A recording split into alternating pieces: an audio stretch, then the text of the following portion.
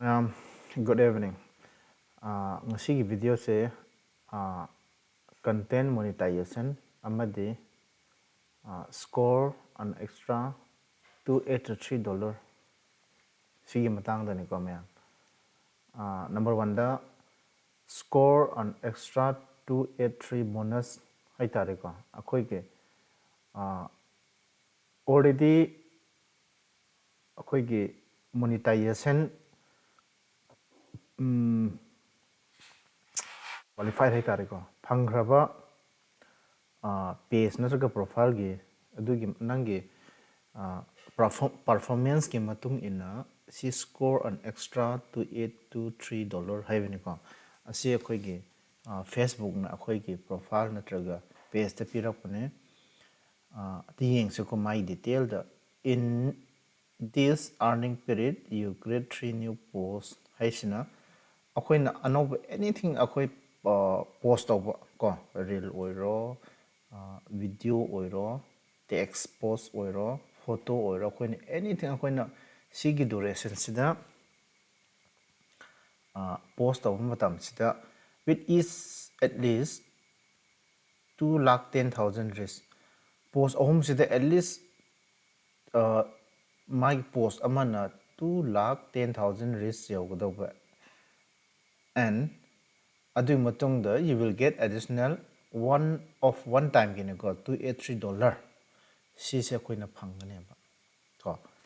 $283 si phangane ngasai gi akoina post tawbi gi risk ki matung ina aduna si se kamai torga phangi ham tam sida akoi gi profile natraga page se performance phajar de moin extra bonus pi ko extra bonus P se adu kamai phangani ham tam sida akhoi content after getting content monetization akhoi page da phangra matung sida akhoi na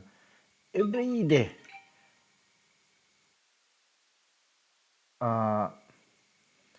absent laitana consistent akhoi na thakan matam sa akhoi risk yam risk I mean page na profile gi risk si yam pam matam sida akhoi gi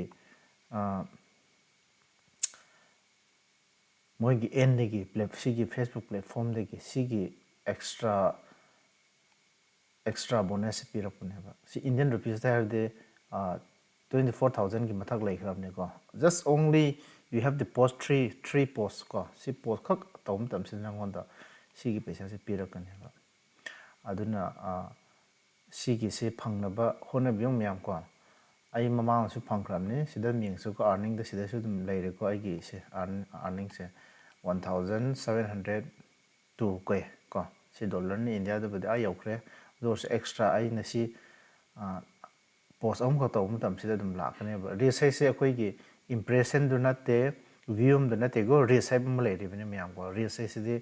ado si adu gi detail do hayang ai video ina semjara ke ngasi gi di adum haide video se sang so nungai te bahap ta so gya ta gan de aduna adum step by step dun semak se hayang na khoi gi risk na kari no impression na kari no view no kari no adu gi matang do ko aduna ngasi gi I hope mayam si video se gyan dum taram gane dum khalle aduna mayam stay safe aduga